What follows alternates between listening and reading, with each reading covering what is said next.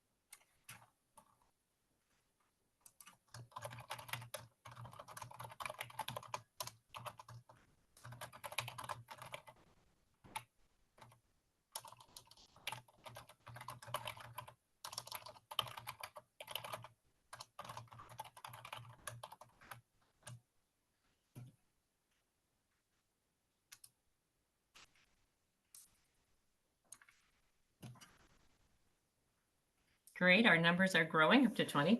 Well, I will start by saying good morning from Arizona in the U.S. I'm Trixie Ann Goldberg. I'm a 2024 Manatee. I'm proud Terra.do fellow. Really excited to be part of this morning's introduction for our wonderful session on the blue economy. As everyone's joining in, please do introduce yourself in the chat, share your affiliations and where you're calling from, and your Terra.do group name is wonderful as well.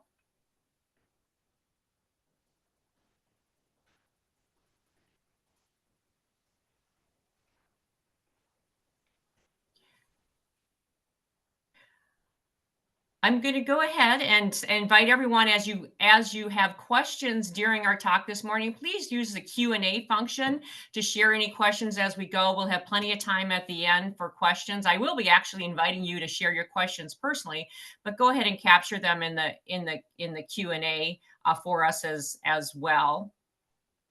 I know many of us are aware that we can lessen our carbon footprint as we're participating by turning off of our cameras. So we're just doing audio only. So please feel free to do that. But as we get to the Q&A, I'll be inviting everyone to turn their cameras on as you would like. I don't believe we have any other housekeeping type questions or topics. So now that we're getting up to 25 of us, I know there's will be more joining as we go, but I'm so excited for the presentation this morning. I'm gonna jump in and get us started.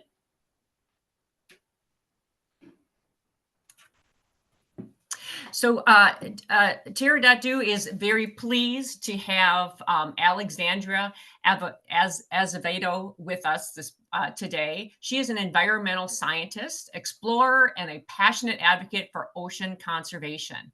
She's currently based in Cape Town, South Africa. She recently worked with WWF on national marine conservation campaigns and lectured at the Open University of Emeritus on the sustainability management of the blue economy.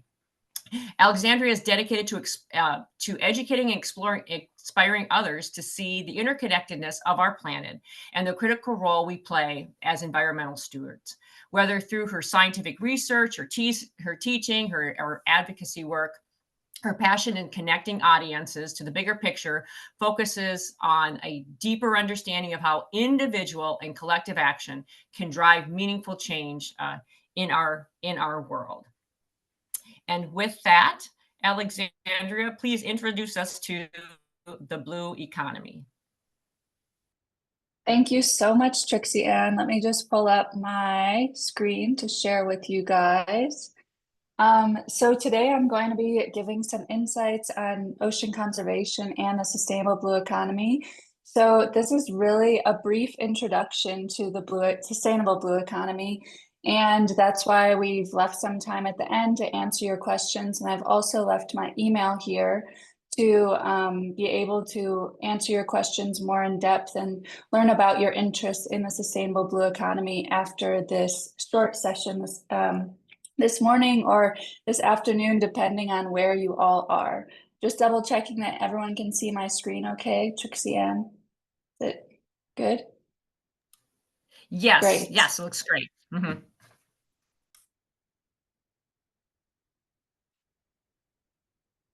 So who am I? Trixie Ann gave a really good background into my experience, but as you heard, maybe I wear a lot of hats. So while my traditional educational background is as a scientist, I've gotten to travel to amazing parts of our planet studying it, including living on a ship in the ocean in Antarctica for 4 months, actually studying the ocean climate nexus, which is an understanding how the ocean interacts with the atmosphere. So that was a really amazing experience that I've brought with me throughout my career. I've also gotten to scuba dive. I'm a rescue scuba diver, so I've explored and traveled to many of different amazing ocean spots around the world studying it. I've also lived in the Azores archipelago in the middle of the Atlantic studying island biogeography. And then most recently, during my master's degree, I studied deep sea skates, which are a very deep sea type of shark in Southern Africa. Well, they're all over the world, but I studied the ones in Southern Africa. And on top of that, have worked in the NGO space. So that doesn't require me to be actually a scientist doing research, but requires me to understand that science and then put it into action. So how can we, from the science that we know about these different environments, how can we enact change to actually help the environment in many different ways?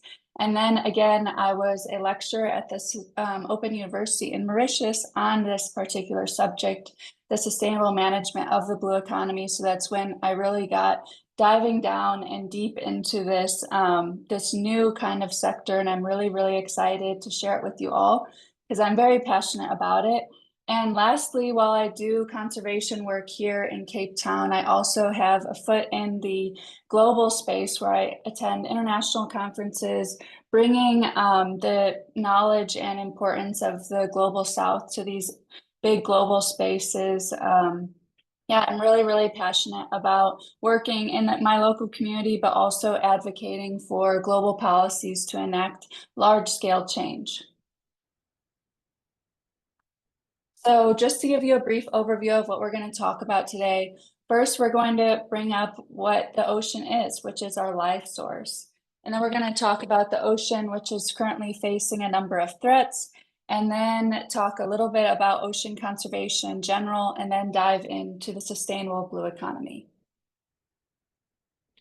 So what do I mean when I say the ocean is our life source? If you didn't already know, the ocean is where all of our oldest ancestors come from. So our oldest ancestors crawled out of the ocean and eventually evolved into us as humans. So that's pretty incredible. All life on Earth actually came from the ocean. So a lot of people like to say it really is like a womb, like a mother's womb where we all come from. So we can all feel a connection to the ocean no matter where we are in the world, if we live close to the ocean or in an inland area. I'm personally from Chicago, But and that's a very inland city. I mean, it only has a huge freshwater lake, but I always felt called to the ocean. I always knew that I wanted to study it for the rest of my life, which is what I've done so far. Secondly, the ocean produces up to 70% of the oxygen we breathe. So I think a lot of us remember in school when we learned that trees actually produce oxygen and trees are a source of life for us. But as they are, so is the ocean. So the ocean produces oceanic plants called phytoplankton, which produce even more oxygen than all of the trees on Earth. So as we know, plants give off oxygen, but then they also absorb carbon dioxide. So that's really, really important in today's current crises with climate change. So human-induced climate change is caused by excess greenhouse gases being emitted into the atmosphere through various different types of pollution. And 90% of that excess carbon dioxide has already been absorbed by our oceans. And without the oceans doing that, we wouldn't even be able to survive on Earth right now because it would be so hot. So it really is saving all of us every single day, whether we see it or not. The ocean also provides us with essential ecosystem resources needed for human survival. What do I mean by ecosystem resources? Those are what we get out of the ocean for free. So when a fisherman goes out and catches fish, they're not having to pay for that resource. It is naturally being reproduced in its environment. So that's one example.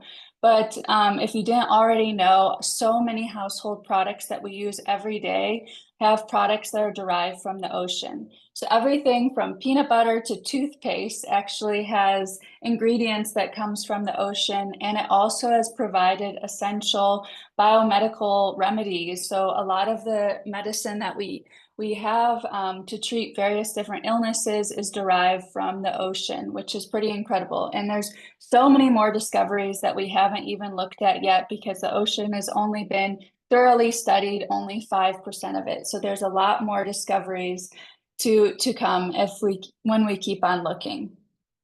So not only does the ocean provide us with all of these things that I've listed, it's also a source of mental, spiritual, and physical nourishment. So there's been so many studies that have shown that while even looking at the ocean or swimming in the ocean, that reduces blood pressure, it calms the mind.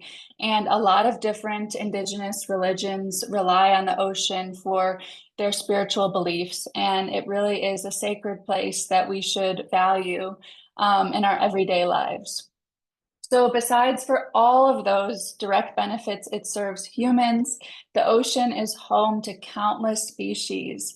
So I'm sure a lot of you like to go to the ocean and see, like go snorkeling and see these amazing animals like sea turtles. So we want to make sure that we're protecting the ocean in whatever ways we can so that these species can continue to thrive. So I'm sure so much of like news that you're watching and on social media, you're getting inundated with all of these problems that our ocean's facing. I'm just going to talk about a few of them today, but one of them is plastic pollution. So there's been a study that's found that for every second, there's a dumpster truck load of plastic being dumped into our ocean.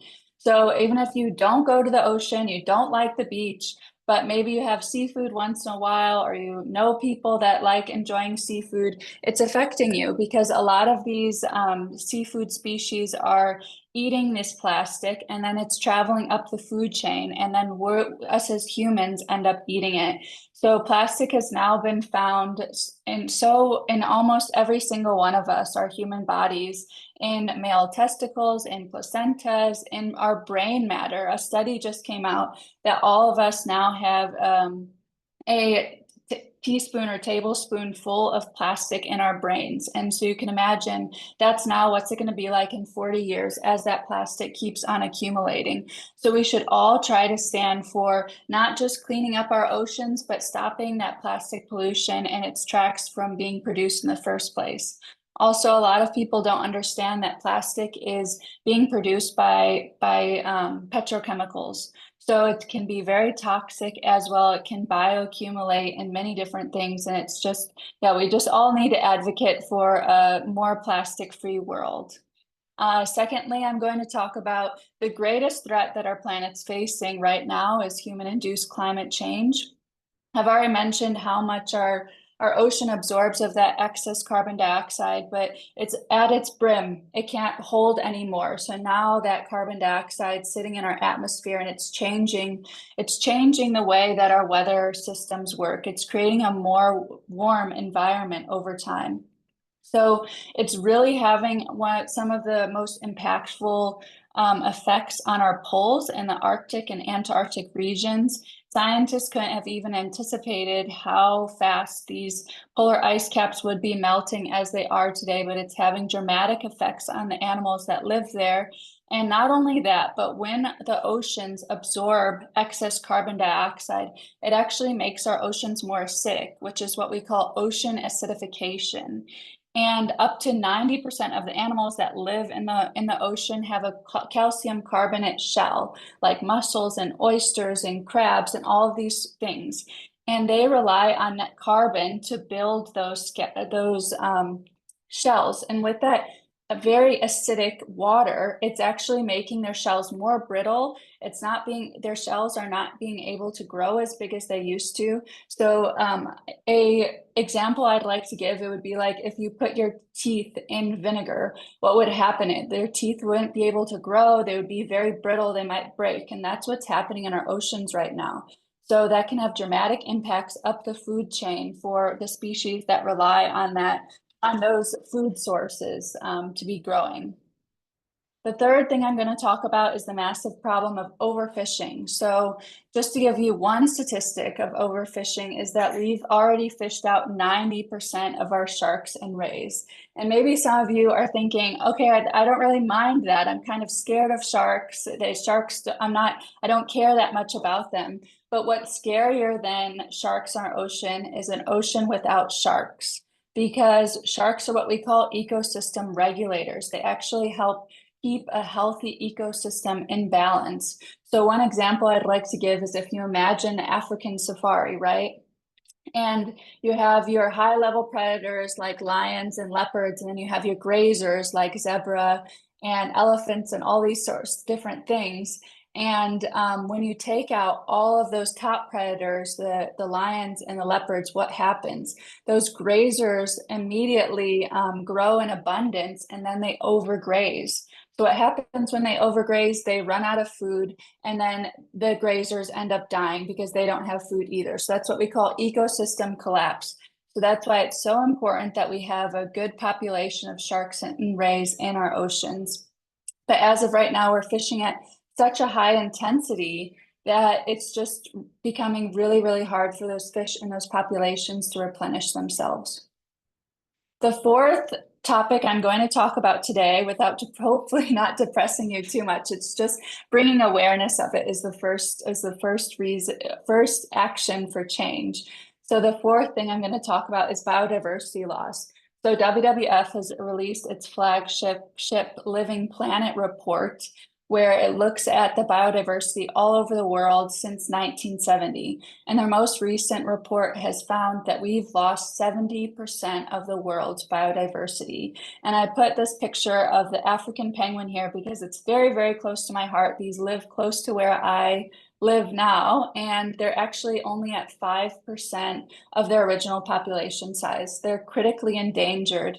And these penguins are what we call ecosystem indicators. So they're an indication that the overall ecosystem is in trouble. And that's because of various different factors, including climate change, habitat loss, but the major issue is food scarcity because of overfishing of their food source.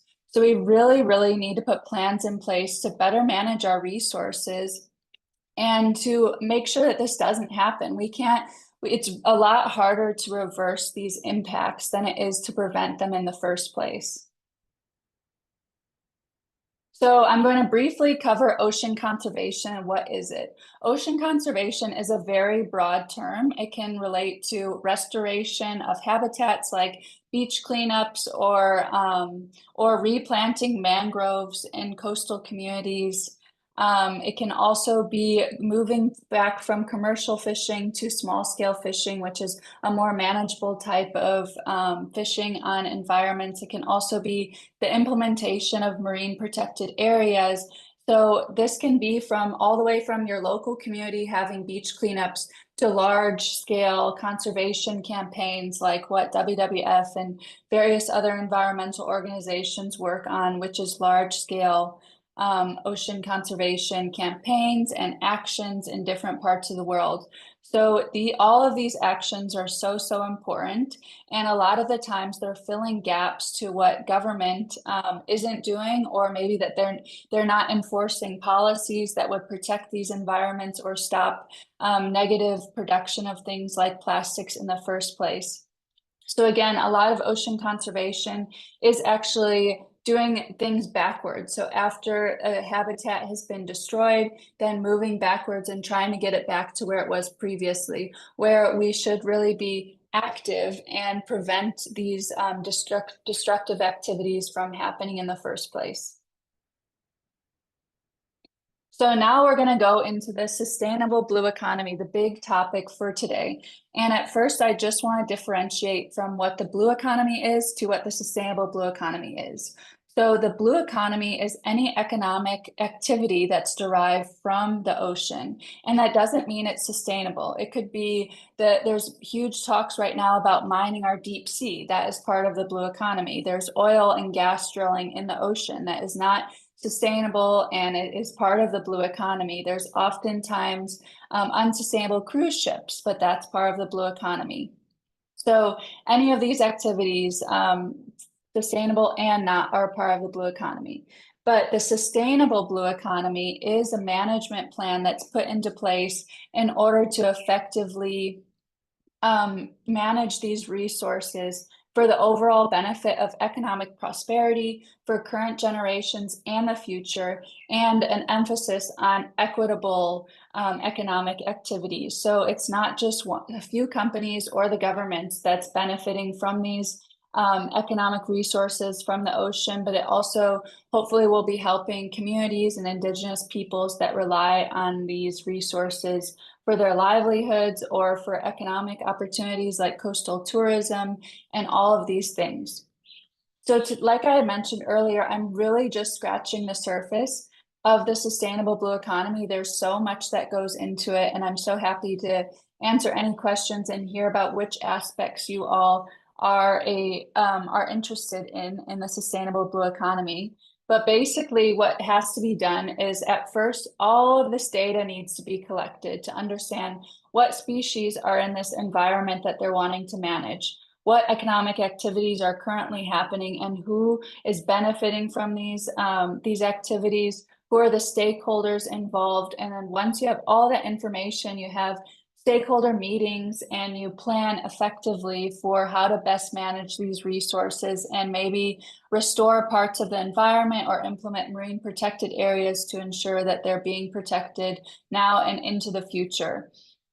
So mayors, different government officials in different countries need to be aware that these things need to be put into place, and it's slowly picking up speed. A really good case study is the work they've done in the Seychelles, if you want to look more in depth on that. But here in Southern Africa, it's just starting to pick up speed, and people and governments are just starting to talk about it now. But it's really important that we keep spreading the need for this. And if you live in a coastal city, maybe ask your mayor's office or even your senator if this is something that they have on their agenda, or ask if they would consider implementing these things in the future, because it is so important.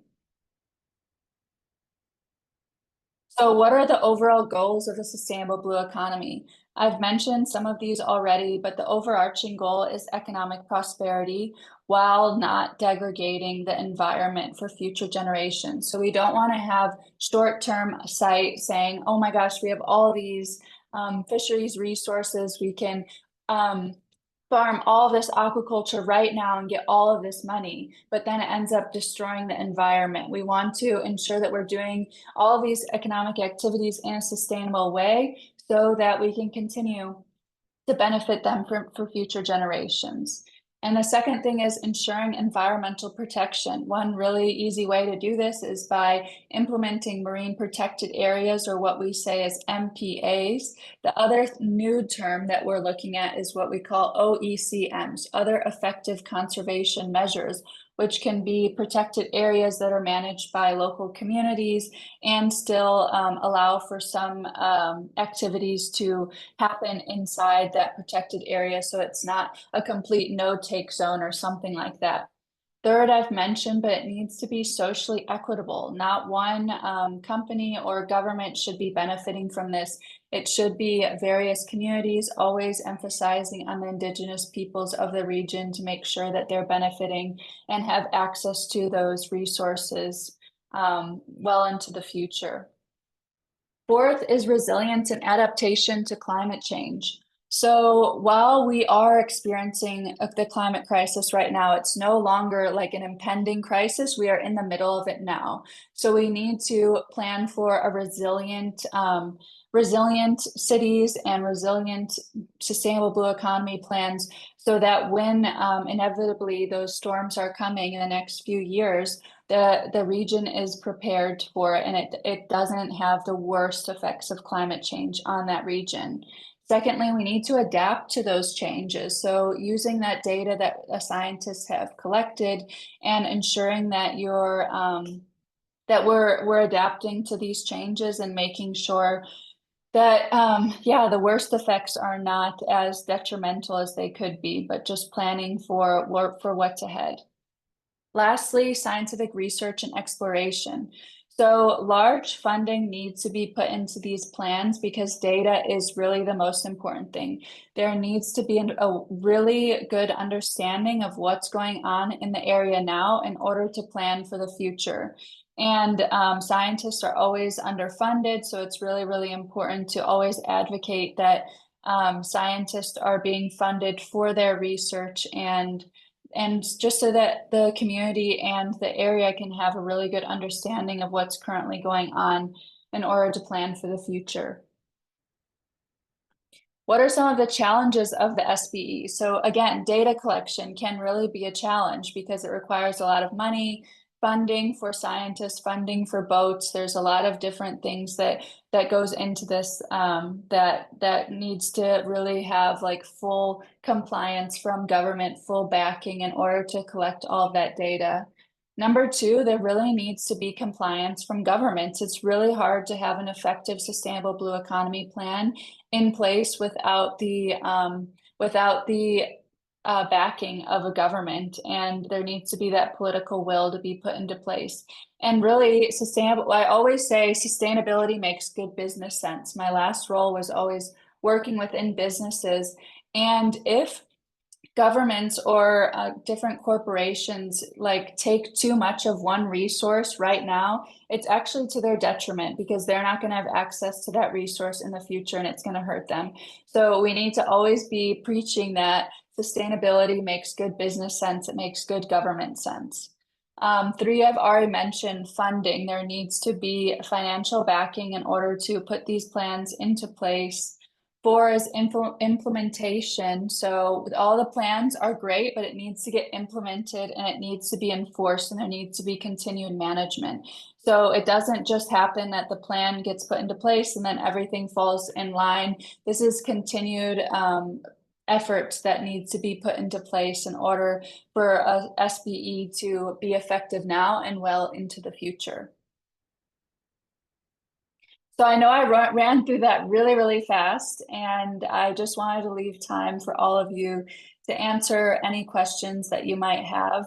And I've already spoken with the Terra.do family on how, if there would be interest in developing a sustainable blue economy course to be done. So we're going to put a link in the chat. So if you are interested and you'd like more information, or you'd like a course and you would like it to focus on one aspect of the sustainable blue economy that you're interested in, like coastal tourism or maritime transport or any of those things, please fill out this form, and it will inform the Terra.do team and me And I really, really appreciate you all for being here, and I hope that you learned something, and I really look forward to answering any questions that you may have.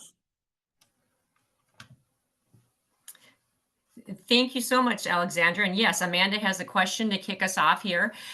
Is there a global organization that governs our ocean resources on behalf of all of the stakeholders and indigenous communities?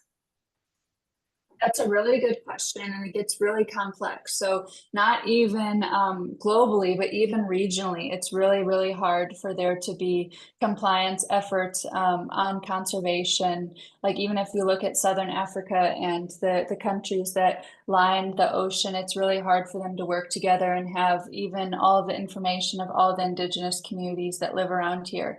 So there's no global organization that I know of, but we're working towards a really great initiative called the High Seas Treaty. So this has already been signed on by many of the different UN countries that needed to sign on to this treaty, and now it's on the road to get ratified. So what you can do is you can look at the High Seas Alliance, which has a really good website which shows all of the countries that have ratified this.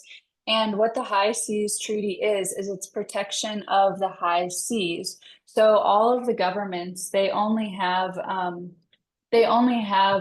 control really over their EEE zone, which is exclusive economic zone, which is 200 nautical miles from their shoreline. So if you think about that, there's so much of the open ocean that is actually ungoverned by any country. So this high seas treaty is looking to protect global high seas and make sure that they're being protected from things like potential deep sea mining and other destructive activities that are happening in the ocean space, or excessive overfishing, like I mentioned in the talk too. Thank you. I hope that Looking to answered our your question. Yep, Sorry, Trixie Ann, keep going. Amanda. Yep. Yes. Good. Looking to the lessons of the past to inform our future. I'm wondering, Alexander, if you could reflect on both in your work an experience where you had achieving a success and kind of what allowed for that, and an experience where you weren't able to achieve your objective and what you think some of those hidden barriers were. Yeah, that's a really good question. So most recently, I was working on a regional conservation campaign, and that came with a lot of different challenges. So in South Africa, it's a varied socioeconomic background. There can be all the way from subsistence fishers to commercial fishers. So sometimes, and we were working on basically, there's a consumer awareness guide of sustainability. So green, it's a traffic light system. Green means sustainable seafood. Orange means think twice, and red means don't buy this. There's something seriously conservation. There's a huge conservation concern for this species. So while we were able to effectively reach certain people to share this message about like a seafood species like the West Coast rock lobster here in South Africa, that's a red listed species. And while we were able to like reach out to certain people and educate them about this resource being so depleted, we were able to work on conservation in some communities, but in other communities, it was just really, really challenging. And that comes from a communication standpoint. Why it was harder for us to reach those certain people because they come from a different community. Maybe they don't use social platforms that we were working on, and just because we weren't actually active in their community and talking with them. So that's a really good example of like how conservation can be so challenging, because so much of it is a communications issue at times, and it's really hard to get the message out to all people so that we're all working towards a greater common good. Because there can be some people who maybe don't know about a conservation concern, or they simply don't care, and then that resource is still being plummeted, while there's a lot of stewards that are really standing up and saying, I really care about this resource and I really want to work on protecting it. I'm actually going to choose not to eat it.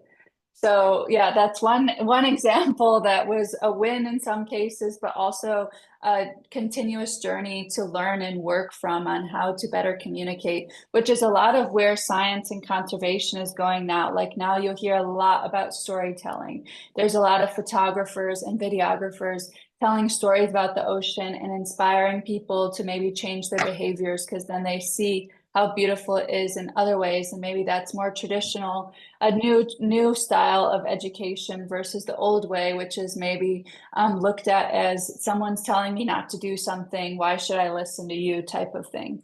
So there's many different angles, and the conservation world is so varied, and everyone's viewpoint and work is so important. But it just gets very complicated when you're looking at making large scale change because our oceans, there's no borders. They're all connected. So one like atrocity or one bad situation somewhere really can affect so many of us all. So yeah, I hope that answered one of your questions. Yeah, thank you. Julio is wondering, how do we connect with scientists based on what they are researching so we can provide financial resources, partnership opportunities, etc., to help progress their mission?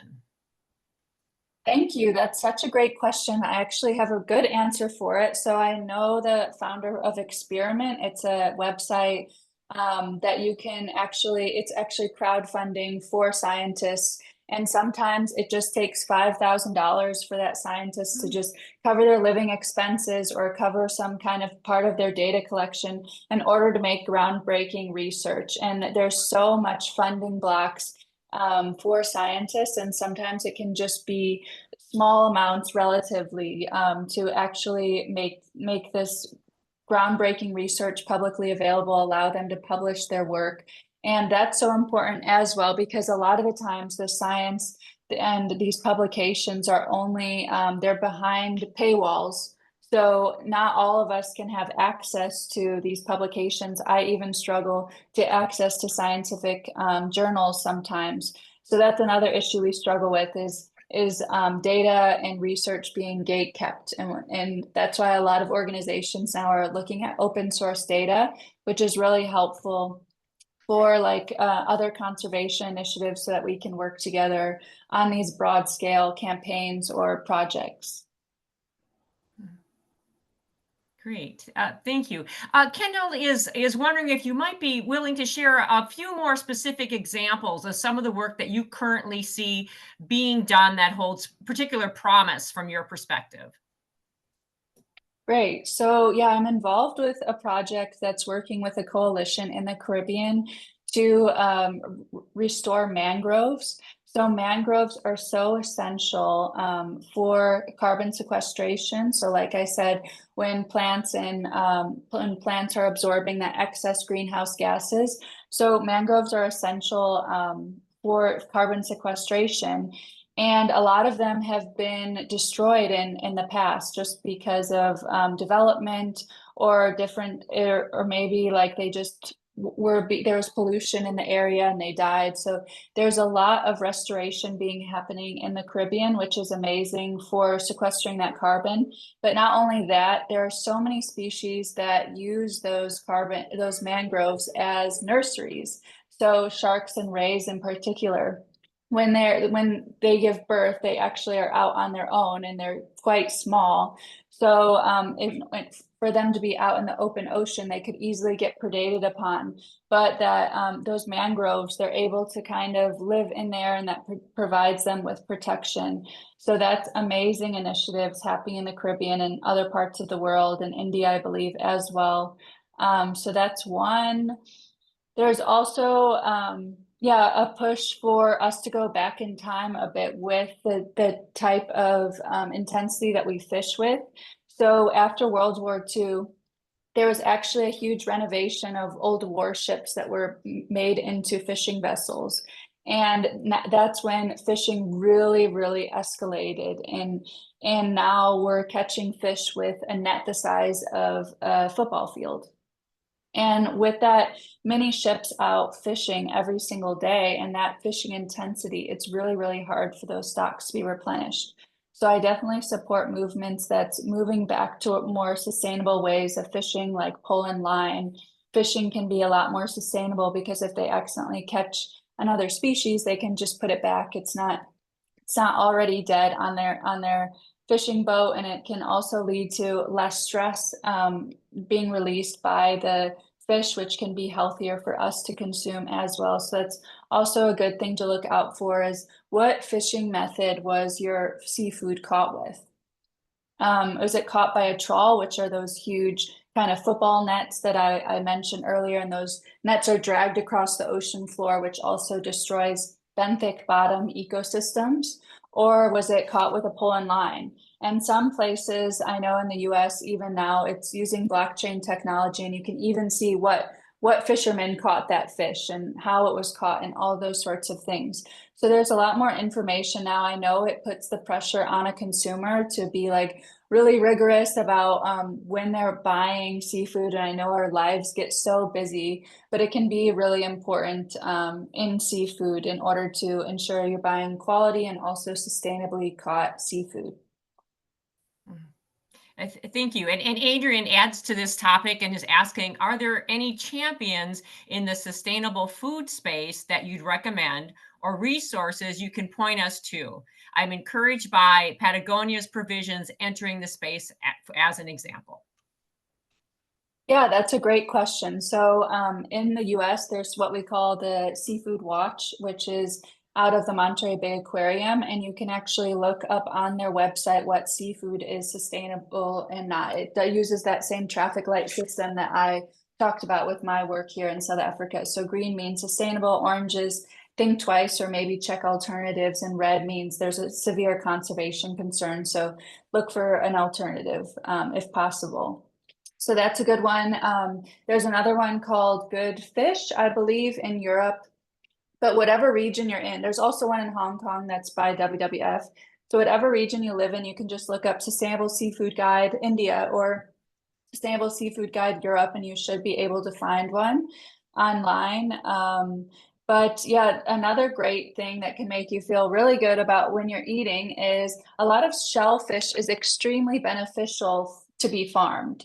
So like oysters and mussels, if that's being farmed, it's not only sustainable and great for you to eat, but it's also great for the ocean too, because they're filter feeders. So while they're growing, they're actually cleaning the ocean, which is a great source. Yeah, it's just very sustainable. So you can feel good about it when you're eating shellfish, and always think about what was the life history of this seafood.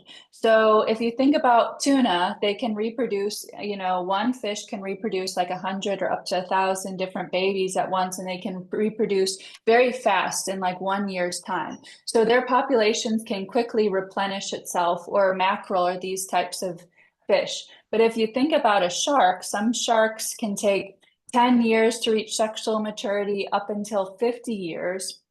And when they do give birth, they're only giving birth to one or two species. And I mean, you're probably not looking to eat sharks, but the same goes for reef species like groupers in the Caribbean. They actually, they call them the sea dogs. And in Thailand, it's not legal to be eaten in some regions. So when I was diving there, I literally saw groupers that were bigger than dogs laying on the ocean floor. And in the Caribbean, you get small little tunas, and that's actually because not because they're fully grown fish, they're actually juveniles, and it's not always sustainable to be eating those long lived fish. So it gets very, very complex. I could do a whole nother talk about sustainable seafood, and I'm happy to do so if there is interest in this group. But I hope I provided you with some intel and resources to make you a more informed shopper the next time, or the next time you're eating seafood at a restaurant. Absolutely. Thank you. Awesome. Thank you, Alexandra. Based on the level of questions, I think the interest in the course is really strong. So now I'm going to layer on. Alexandra is asking you for comments on what are the roles, skills, or experiences needed to transition into the sustainable blue economy. I volunteered in marine conservation on corals. I loved it, but feel I could contribute differently. Any suggestions for those coming from a corporate background on which roles or organizations to approach? For instance, she's hearing a lot about communications. Yes, communications. We all need more science communicators, and you don't even have to have a job in science communication. You can be your own advocate to your friends, to your family, to your social media following. You can create videos about new things that you learned about. You don't have to be a marine scientist to raise awareness about all of these issues that we're talking about today. But if you were looking to have a career change, I mean, city planning offices, they really need support in these types of things because it's really, the sustainable blue economy is a very new field. And so we just need to bring attention to it to all different parts of the world where we can. And then in individual fields, like if you were in maritime transport, you could look at how to effectively be making your ships more carbon efficient. There's a lot more new fuels to be used and new scrubbers, which actually attach to the top of the emissions and on a, sorry, I don't have the technical term, but the top where the exhaust comes out of the ships. There's scrubbers that actually catch that pollution. So that's really important. And also pursuing like in ports to be electrified so that they're not running on all of this electricity if it's being powered through coal or different ways of being powered. Also, I didn't mention this in the talk, but there's a big push for implementing AI and big data into the maritime field because there's a huge issue with backlogs of shipping containers being put into port. And it's because maybe on a Monday there's 20 ships arriving, but on a Friday there's only 2. So there can often be like a lot of idling that's happening in ports, and it's actually causing really bad respiratory issues in different communities that live around ports. So by implementing big data, they can be more efficient towards the ships coming into port. And different ways, coastal tourism. So there's a new wave of ecotourism happening right now, which is promoting tourism that is being mindful of the local communities and contributing, like I talked about, being equitable. So it's not a foreign company benefiting from you traveling to a new country, but it's actually the local communities themselves who are taking care and being stewards of that land. So you can even be conscious when you're traveling or when you're in the shopping market. There's so many ways to be an ocean conservationist or an ocean warrior. And yeah, I admire any work that's being done. And a lot of people say to me, but what about these other people in the world that are causing so much damage? Well, never think that one person could not make a difference, because collectively, if we're all making that choice, we are making a difference. So yeah, never doubt the ability that you have, like as a consumer, as someone speaking online, all of that makes a difference for the ocean and bringing people's mind to it every day. Thank you. Mary is wondering, is there a reliable certification for sustainable fishing? Yeah, so there's a lot of scrutiny now. There are eco labels that are on packaging, but in the global space, there's a lot of people that are having backlash with these issues and saying that they're not sustainable. But the problem is that a lot of people think, oh, this has an eco label, that means it's sustainable right now. But what eco labels are is that that means that fishery is in progress towards continuous improvement. So it doesn't always mean that this is perfectly sustainable now, but it's actually a good thing because it means that it's being managed and looked at the sustainability over time. So definitely, if you're looking at buying a product that does have a sustainability label versus non-sustainability label, I'll always say with the label is better, just because there's people actually tracking the progress of that fishery or that aquaculture farm over time. So there's the MSC, which is the Marine Stewardship Council.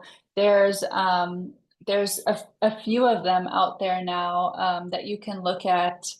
But yeah, you just have to do, I guess, your background research, because can be a lot of greenwashing when there's these lots of obscure labels of fishery associations and all of these things. And it can be really confusing to the consumer, which is a big issue, not just with seafood, but in the global food space, because there's not accurate labeling laws, or like what constitutes the ability for a company to put a label on it. Like a lot of seafood will say like natural or these things, and that doesn't actually mean anything. But yeah, it depends on the species actually, and I could provide more information maybe, but it really varies between like wild caught versus aquaculture versus like shellfish or like bony fish like a tuna or that sort of thing. So it gets very, very complex. I'm sorry I don't have a straight answer for you. But yeah, so the main two ones are the Marine Stewardship Council for fisheries, and then for aquaculture, it's the Aquaculture Stewardship Council. Thank you. Alexandra, you touched on this a little bit already, but to dig more deeply into it, tourism, sustainable blue economy friend or foe? Oh my gosh, it definitely always has to be in a plan. Coastal tourism needs to be implemented into all SBE plans, because if you look at different examples in Hawaii and Iceland, that's an example of really badly managed tourism where it's actually taking resources from locals. There's been so many cases of like local people not having fresh water, but the tourists do, and all of those things. So that means that tourists are not traveling in a way that's equitable for the people that live there. And you never want to be disturbing people that live there when you visit a place. You want to be promoting their way of life. You want to be appreciating the place that you're visiting. So that's really up to governments to be able to enforce these types of things. It's really, really hard to look at it from ensuring, like, to give that responsibility to the tour operators themselves. But what you can do is when you're booking, when you're looking to book a vacation, is you can ask that tour guide what kind of rules do you have in place to make sure that you're being equitable towards the local people, and that we're not causing, we're not causing destruction by visiting this place. And what really is the most important is having caps, like carrying capacity, allowing X amount of people on an island or in a certain city per day. Certain places are starting to put caps on things, like I know in Europe, they're starting to say only 1 or 2 cruise ships at certain smaller ports allowed at a time. And so it's really picking up now that cities are being more conscious and looking after the locals so that it's not affecting their way of life by having tourists there. Thank you. I think I picked up all the different questions. If I've missed anybody, please, come on camera and pose or raise your hand. If not, I have my closing question for you, Alexandra. If 12 months from now, when we get back together and we're going to celebrate a high point for you, what is that audacious goal that you would love to achieve in the next 12 months? Oh my gosh, I would have to say my work with trying to rescue the South African penguin, the African penguin. So there's a litigation case right now against the South African government to try to push them to close fishing grounds around the breeding colonies of the penguins. And I've actually formed a task force with international and local marketing experts to try to raise awareness about the African penguin and its plight. So to have in-person activations, there's like 2/3 of South Africans don't even know that the penguin is critically endangered. And I think it's a global concern as well, because it's the only penguin on the African continent. It's like so many people, hundreds of thousands of people come just to see that penguin every single year. So I really think it should be a global symbol for biodiversity loss that we're experiencing around the world. So I don't have the exact numbers for you, but I really hope to make the African penguin a symbol for a comeback story, that we saw that it was at 5%, but we can slowly raise that to 10% and keep on going. And that it just gets that recognition that we need to not only be looking at ourselves and feeding ourselves with species that other animals need to eat as well. So we need to look at fishery resource and fishery allocation, not just for the benefit of us humans eating those resources, but how much of those resources do we need to leave in the ocean for those animals that rely on them for food. Wonderful. So I hope I invite all of us to hold up that South African penguin as we go into our week ahead. That's just a wonderful representation. Well, I want to thank everyone for taking time to spend to learn more about this important topic. And Alexandra, thank you so much. Sustainable blue economy. It's just really inspiring. Thank you for your work, your passion, and your leadership. Thank you all to Terra.do community, and best wishes for the rest of your week. Take care. Thank you, everyone. I hope you have a wonderful day.